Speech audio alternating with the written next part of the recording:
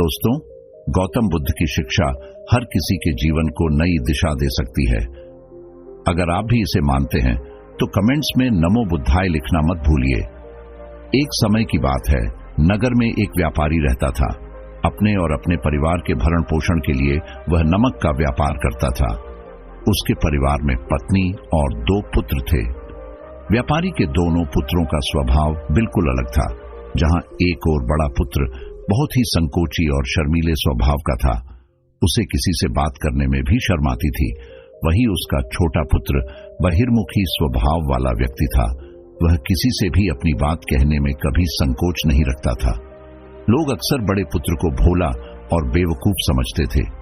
कई बार लोग उसके भोलेपन का फायदा भी उठा लेते थे और वह पलटकर कभी किसी को कुछ नहीं कहता था। व्यापारी अपने पुत्र के इस स्वभाव के कारण बहुत अधिक नाराज होता था। बातचीत न कर पाने और शर्मीले स्वभाव के कारण व्यापारी ने कई बार अपने पुत्र की पिटाई भी कर दी थी। हालांकि इस वजह से उसके पुत्र का स्वभाव सुधरने के बजाय और भी खराब हो गया। बचपन से ही बड़ा पुत्र बेहद परेशान रहने लगा था। उसके अंदर आत्मविश्वास की कमी हो गई थी।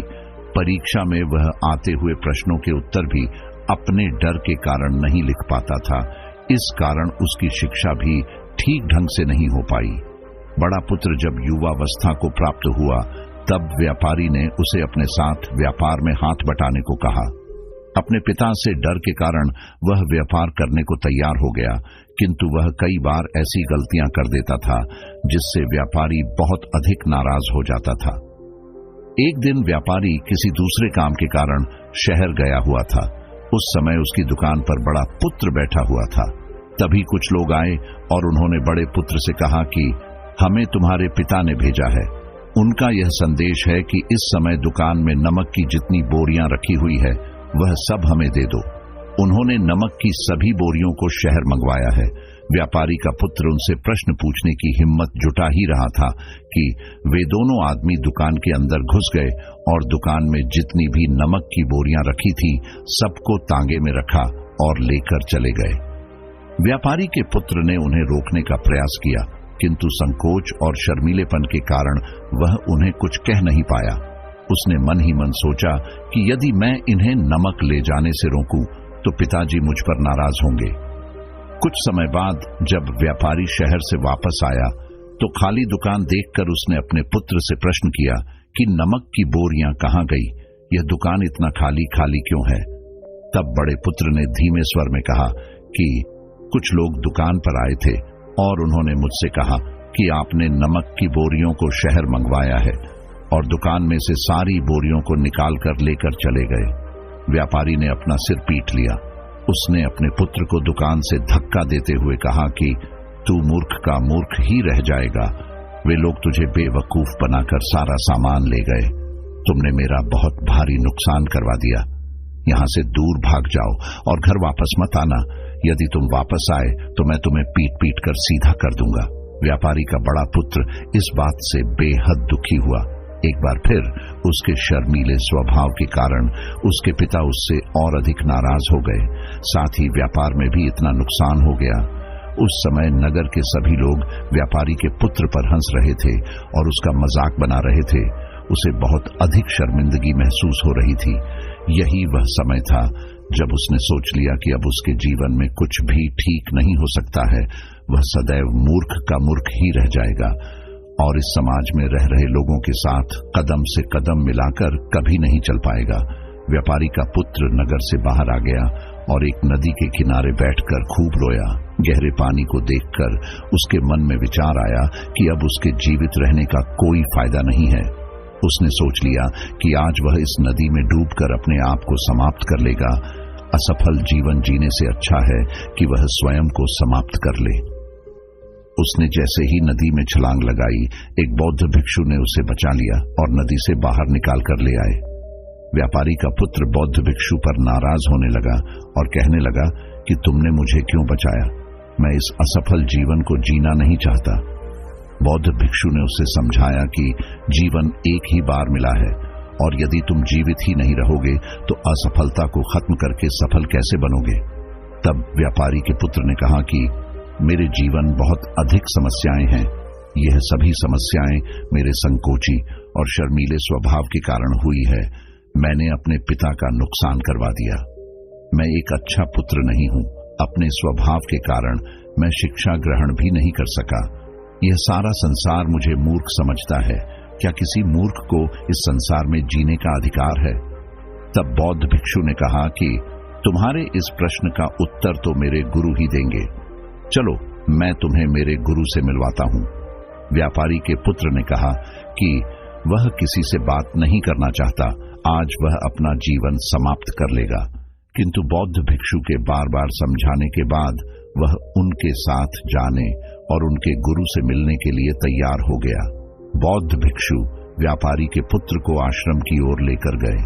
वहां पर व्यापारी के पुत्र ने देखा कि एक व्यक्ति पेड़ के नीचे ध्यान मग्न बैठे हुए हैं। तभी बौद्ध भिक्षु ने कहा कि यह हमारे गुरु गौतम बुद्ध हैं। दोनों ने गौतम बुद्ध को प्रणाम किया। वह युवक वहीं पर बैठ गया और गौतम बुद्ध को देखकर रोने लगा। गौतम बुद्ध ने उससे उसके रोने का कारण पूछा। तब उसने कहा कि अब आप ही मेरी आखिरी उम्मीद है।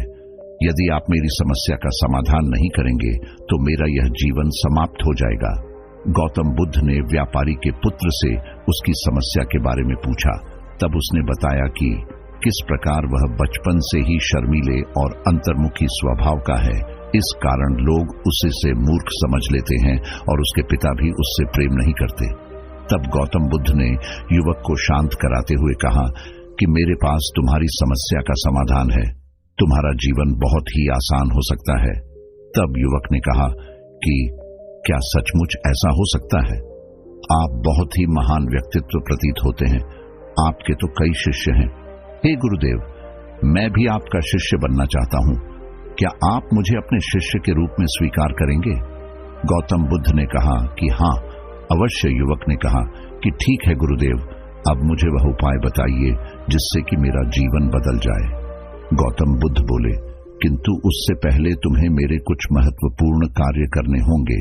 यदि तुम मेरा यह कार्य करो तब मैं तुम्हें कुछ ऐसे उपाय बताऊंगा जिनके कारण तुम्हारे जीवन में सब कुछ ठीक हो जाएगा और तुम्हारे पिता भी तुमसे प्रसन्न रहेंगे।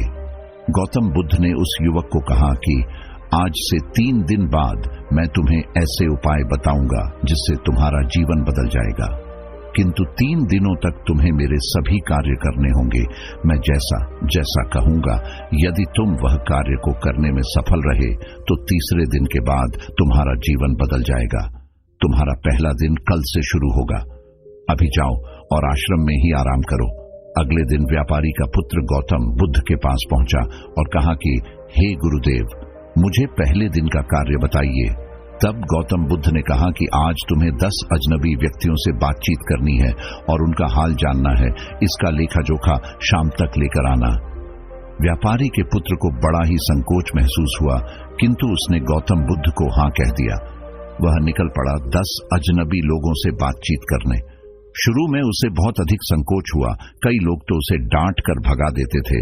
उसके सामने अपना जीवन बदलने का यही एक उपाय था। आखिरकार कोशिश करते हुए उसने 10 अजनबी लोगों के नाम और उनके व्यापार का लेखा जोखा प्राप्त कर लिया।